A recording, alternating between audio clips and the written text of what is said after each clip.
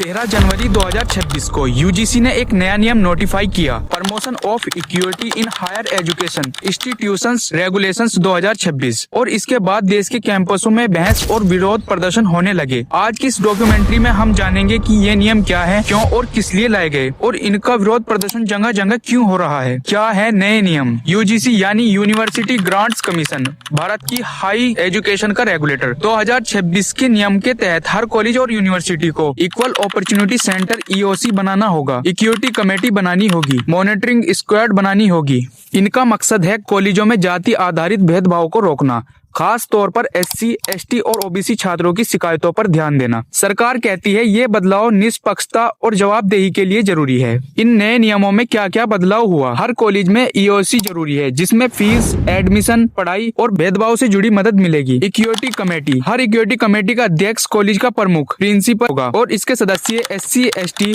OBC, महिलाएं और दिव्यांग होंगे। इस कमेटी का टाइम 2 साल का होगा। शिकायत पर 24 घंटे में बैठक, 15 दिन में रिपोर्ट, 7 दिन में कार्रवाई शुरू। सालाना रिपोर्ट यूजीसी को। राष्ट्रीय निगरानी कमेटी, नियम तोड़ने पर ग्रांट रोकी जा सकती है, कोर्स पर रोक लग सकती है, गंभीर मामलों में यूजीसी मान्यता भी रद्द कर सकती है। ये नियम क्यों लाए गए। यूजीसी का ये नियम सुप्रीम कोर्ट की सख्त टिप्पणियों, सामाजिक दबाव और रोहित वेमुला और पायल तडवी के सुसाइड जैसे मामलों से बने हालात का परिणाम बताया जा रहा है। रोहित वेमुला हैदराबाद यूनिवर्सिटी के रिसर्च स्कॉलर थे। उन्होंने 17 जनवरी 2016 को सुसाइड किया। आरोप लगा कि रोहित दलित थे, इसीलिए उनके साथ संस्थागत जातिगत भेदभाव हुआ। रोहित आत्महत्या के बाद देशव्यापी आंदोलन भी हुआ, जवाबदेही की मांग भी उठी। डॉक्टर पायल तडवी मुंबई में मेडिकल की पोस्ट ग्रेजुएट छात्रा थी। उन्होंने 2019 में सुसाइड किया। आरोप लगे कि वे आदिवासी समुदाय से होने के कारण पायल के सीनियर डॉक्टरों ने उनके साथ जातिगत भेदभाव किया था और लगातार उत्पीड़न के पायल ने सुसाइड किया। हालांकि इस मामले में एट्रोसिटी एक्ट के तहत आरोपी डॉक्टर को गिरफ्तार किया गया था। ये मामला सुप्रीम कोर्ट तक गया। इनके अलावा भी अनिकेत अम्भोरे मामला एम्स दिल्ली का, सेंथिल कुमार मामला जेएनयू 2008, अमन कच्छू मामला हिमाचल प्रदेश मेडिकल कॉलेज 2009।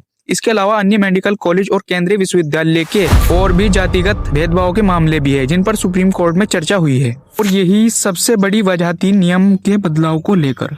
और ये नियम में बदलाव के लिए सुप्रीम कोर्ट की सख्त टिप्पणियां और संसद की स्थायी समिति की सिफारिश, जिसके अध्यक्ष थे दिग्विजय सिंह। इसी दबाव में यूजीसी को सख्त नियम लाने पड़े। फिर विरोध क्यों। लेकिन सवाल उठता है, क्या ये नियम निष्पक्ष है। विरोध करने वाले कहते हैं जनरल कैटेगरी को स्वाभाविक अपराधी मान लिया गया, फॉल्स कॉम्प्लीमेंट्स का डर, टीचर्स और स्टूडेंट के बीच डिस्ट्रस्ट, एकेडमिक रिवेलरी को कास्ट एंगल देने का खतरा, कैंपस में अराजकता की आशंका। कई छात्रों का कहना है अब हर एक्शन जातिगत आरोप बन सकता है। लेकिन सच्चाई क्या है, चलिए जानते हैं। जातिगत भेदभाव हुआ है, कुछ मामलों में सिस्टम भी फेल हुआ है। शिकायत तंत्र जरूरी है, लेकिन अगर प्रॉपर इंक्वायरी नहीं हुई, एविडेंस बेस्ड फैसला नहीं हुआ, फॉल्स कॉम्प्लीमेंट्स पर एक्शन नहीं हुआ, तो नियम सुरक्षा नहीं डर बन जाएंगे। ये नियम ना पूरी तरह सही है और ना पूरी तरह गलत। सब कुछ निर्भर करता है इम्प्लीमेंटेशन पर। अगर निष्पक्षता रही तो कैंपस सुरक्षित होंगे। अगर राजनीति और डर हावी हुआ तो शिक्षा ही सबसे बड़ा नुकसान झेलेगी। लेकिन आपकी राय क्या है, कमेंट में जरूर बताएं।